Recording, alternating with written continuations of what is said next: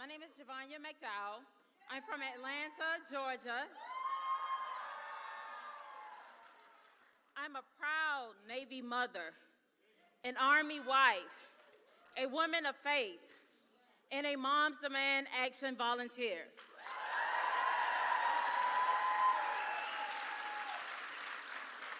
On March the 7th, 2016, we celebrated my son Jawan's 14th birthday. Jawan was truly something to celebrate. He was caring, sweet, and well-mannered, something I like to take credit for. I often called him Bud because he was my rosebud. A rosebud signifies beauty and purity. But on April the 7th, 2016, 1 month after his birthday, my beautiful Bud, Jawan, was shot and killed by another teen playing with an unsecured firearm. I never imagined when I spoke with my child on the phone just hours before it would be the last time that I would hear my baby's voice.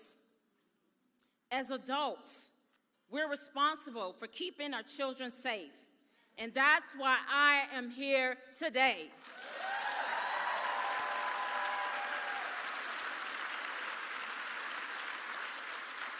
No parent should ever have to get the phone call that their child has been shot and killed.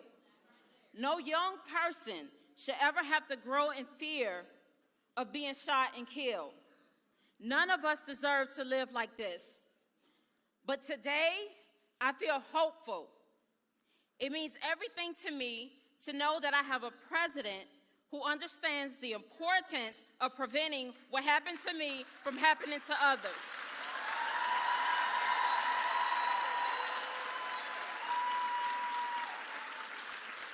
His leadership on gun safety honors Jawan and the countless people who have been taken by senseless gun violence in this country.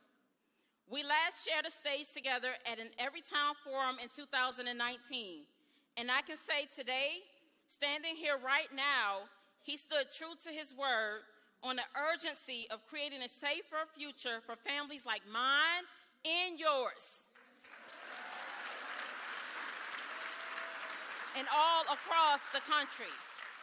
And his lifelong dedication to a safer America means that together we are working to protect our families and communities from preventable pain and tragedy. I am proud to stand with him, and it's now my greatest honor to introduce him. Ladies and gentlemen, the President of the United States, Joe Biden.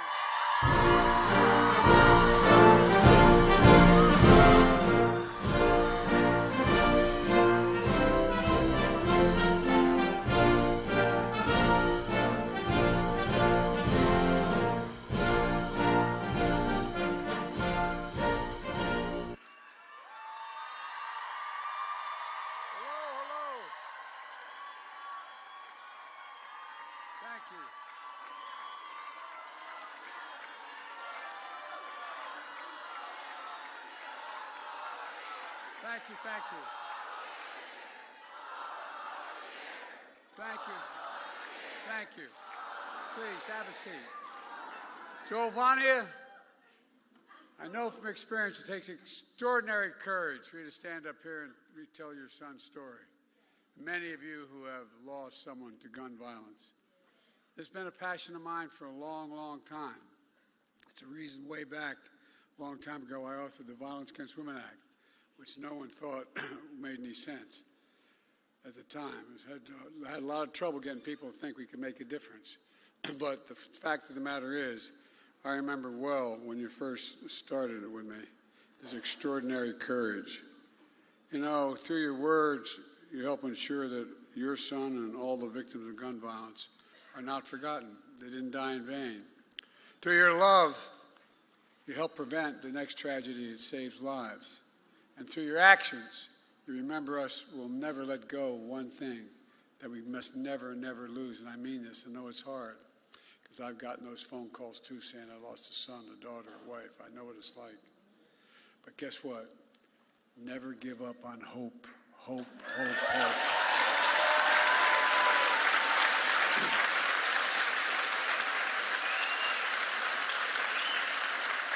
I give you my word, I know what that feels, that black hole when you receive that phone call. It seems like your black hole in your chest, you're being sucked into it. Just showing up here with all the work you've done takes some courage because it reminds you of the moment you got that phone call. It reminds you, no matter how long it goes. It's hard, but you're making such a difference. The main reason I'm here is to say, and I mean this from the bottom of my heart.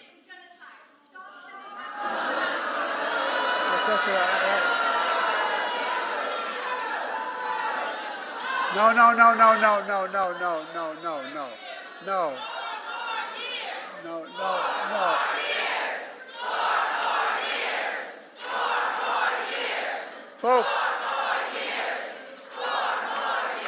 Folks, it's okay. Look, they care. Innocent children have been lost.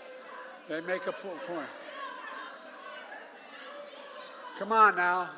Thank you for honoring gun violence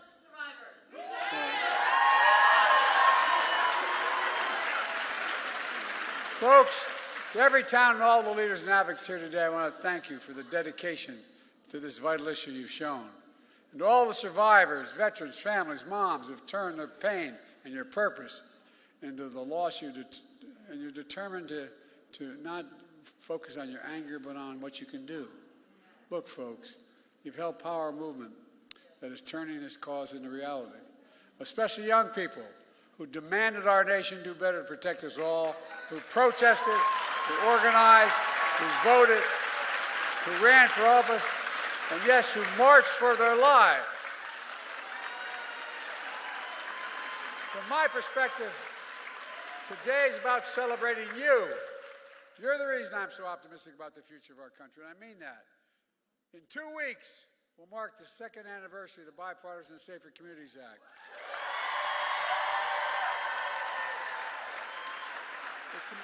It's the most significant gun legislation in nearly 30 years. We passed it only because you went out and worked like hell to get it done. May have the idea, but you got it made. You made it happen. It was designed to reduce gun violence and save lives, and I'm so proud of the tremendous progress we made since then. You know, the year before I came to the presidency, the murder rate was the highest increase on record. Last year, we saw the largest decrease of murder in history of it. And those rates are continuing to fall faster than ever. Last year, we also saw one of the lowest rates of all violent crime in nearly 50 years. Murder, rape, aggravated assault, robbery, all dropped sharply, along with burglary and property crime. This matters. So much of this progress is because, and I'm not just trying to be solicitous, it's because of you. Don't underestimate what you've done.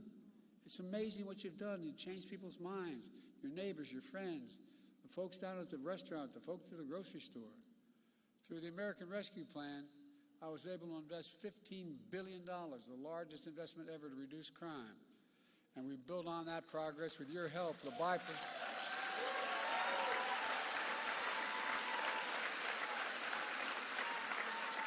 through the Bipartisan Safer Communities Act. And here's how. First, the Act's helping reduce community violence and domestic violence. It invests $250 million in violence intervention programs all across the country. People are now, my daughter's a social worker working with violence against women. What people don't realize is these things matter. They change attitudes. We've already funded nearly 80 programs and counting. We also make gun trafficking and straw purchasing a federal crime for the first time, giving prosecutors a legal tool to charge traffickers and hold them accountable for the more severe penalties that are available.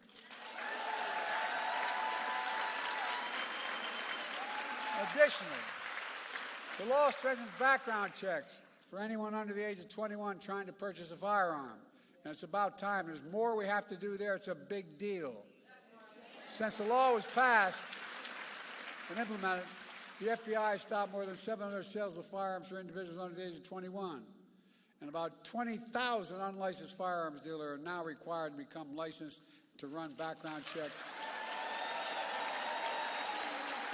which will keep guns out of dangerous hands. Second, the Act helps stop mass shootings, provides $750 million to to states to implement the crisis interventions, like red flag laws that temporarily remove firearms from those who are endangering themselves and others. It also gives $1.3 billion to thousands of schools across the country to build safer learning environments, including updating safety plans, installing security equipment, hiring mental health professionals and school resource officers.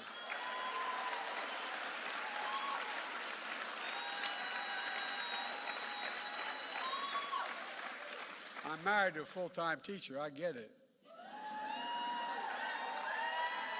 As well as violent intervention teams. Folks, look. Third, the Act invests over $1 billion, the largest one-time investment ever in youth mental health in our schools.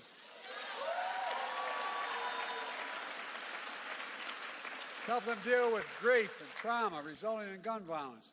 I've attended too many mass shootings. I've gone to too many schools across America and stood there and looked at the faces of those young children who made it. And look at all the families that lost somebody. It's tragic, but it needs help. They need help to get through it. It includes an additional 14,000 health professionals to be hired and trained in our schools, to work in our schools full time. That's 14,000 more.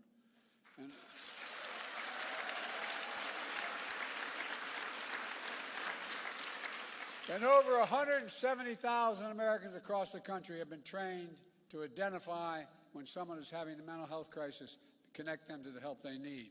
By the way, one of the reasons I wrote the latest veterans bill was because more veterans and more active duty personnel are dying of suicide than any combat zone. It matters. And folks, this historic law is already saving lives, but there's still so much more to do to maximize the benefits of the Bipartisan Safer Communities Act. That's why last September, I established the first ever White House Office of Gun Violence Prevention.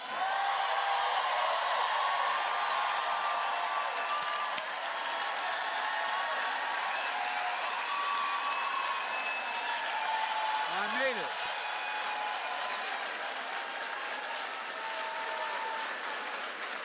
We got first-rate professionals there and overseen by my incredible vice president.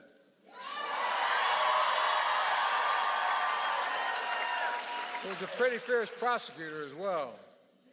To drive and coordinate government and a nationwide effort to reduce gun violence in America, that's why we did it, and to send a clear message about how important this issue is to me, to you, and to the entire country. Folks,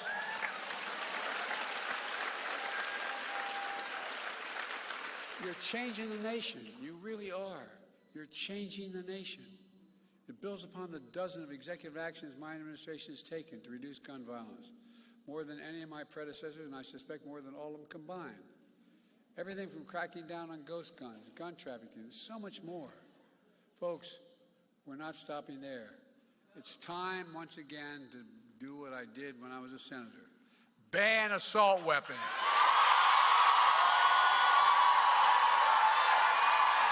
I mean it.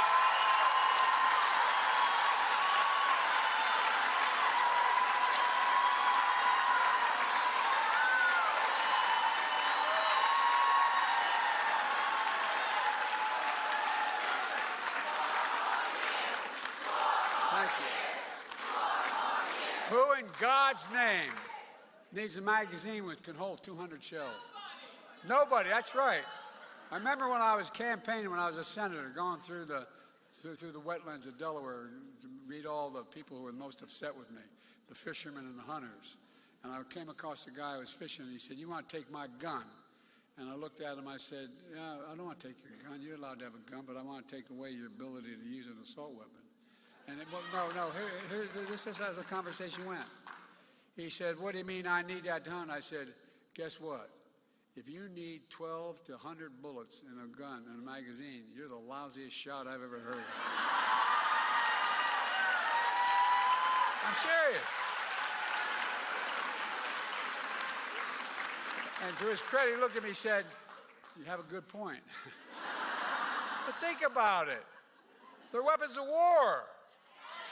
And by the way, it's time we establish universal background checks.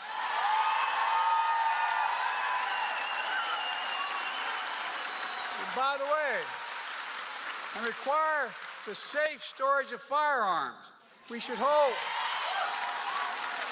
families responsible if they don't provide those locks on those guns.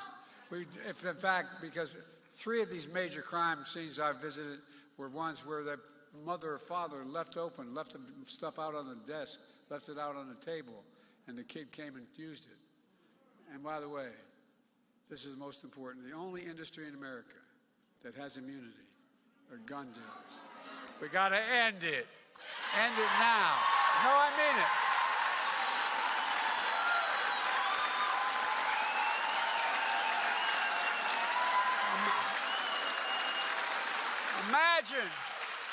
Imagine if we gave tobacco an exception, they could not be prosecuted. What would happen? We'd still 1,000 more people would be dying of cancer because of smoke inhalation. It's time to increase funding for the Bureau of Alcohol, Tobacco, and Firearms and Explosives and other law enforcement agencies as well to solve the crimes faster. Look, unfortunately, it's the only partisan thing I'm going to say. The congressional Republicans oppose all of these, every one of these. Instead of trying to stop our ban on ghost gun kits that contain these, that commit crimes, they're working like hell to stop it. They want to abolish the Bureau of Alcohol, Tobacco, and Firearms and Explosives, which is responsible for fighting gun crimes. You can't be pro-law enforcement and say you are pro-law enforcement and be pro-abolishing the AFT. You can't do it. It's outrageous.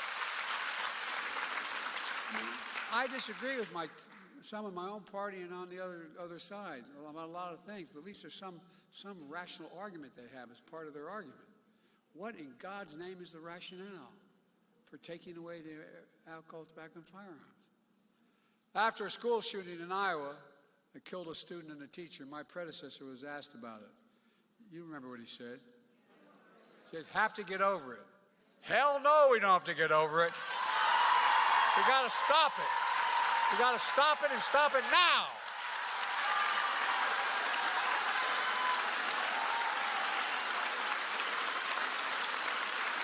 More children are killed in America by guns than cancer and car accidents combined. My predecessor told the NRA convention recently, he's proud that, quote, I did nothing on guns when I was president. And by doing nothing, he made the situation considerably worse. That's why every town, why this summit, why all of you here today are so damn important. We need you. We need you to overcome the unrelenting opposition of the gun lobby, gun manufacturers, so many politicians when they oppose common sense gun legislation. I used to be when I was no longer the vice president, I became a professor at the University of Pennsylvania. Before that, I taught a constitutional law class, and so I taught the Second Amendment. There's never been a time that says you can own anything you want. You couldn't own a cannon during the Civil War. No, I'm serious. Think about it. How many times have you heard this phrase? The blood of liberty. Wash it, though. Give me a break. No, I mean it. Seriously. And by the way, if they want to think to take on government if we get out of line, which they're talking again about, well, guess what? They need F-15s. They don't need a rifle. Folks, look, this is crazy what we're talking about. Because whether we're Democrats or Republicans, we want our families to be safe. We all want to drop them off at a house of worship, a mall, a movie theater, a school, without worrying it's the last time I'm going to get to see them. We all want. We all want our kids to have the freedom to learn how to read and write in schools instead of learn how to duck and cover, for God's sake. And above all,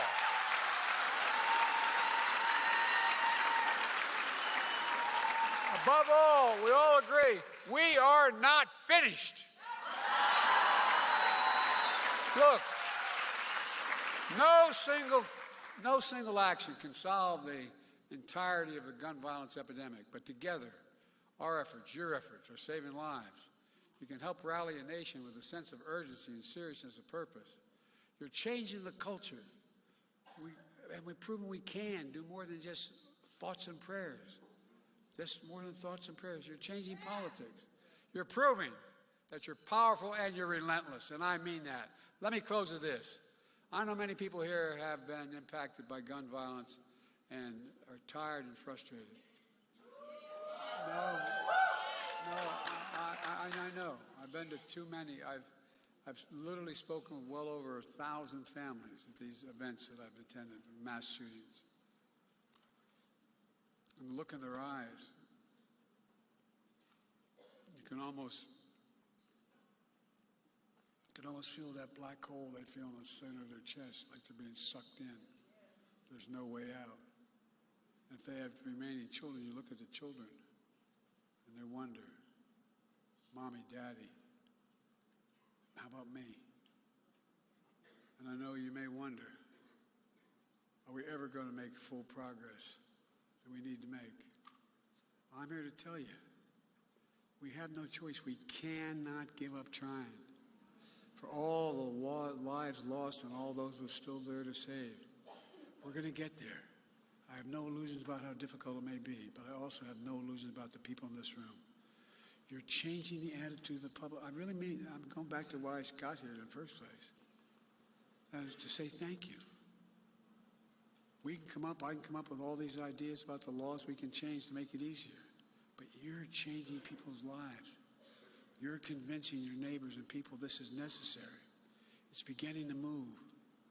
Look what we've already done around the community. Look at the movement you've built, the elected officials standing with you. Look at all the mothers' organizations across the country. Mr. President, you are making a change too. I love you so much and God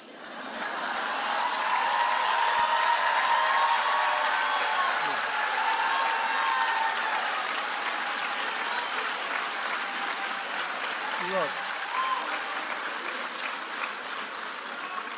when there's a crisis, half what people affected by a crisis have to know is anybody listening? Do you hear me? Do they hear what we're saying? Listen to the young people who are speaking out. That's the power of the memory of your loved ones. That's the power of this movement. That's the power of America. We just have to keep going and keep the faith. Remember who we are. We are the United States of America, and there's nothing beyond our capacity when we act and do it together. So God bless you all, and may God protect your truth. Thank you, thank you, thank you. Keep it up.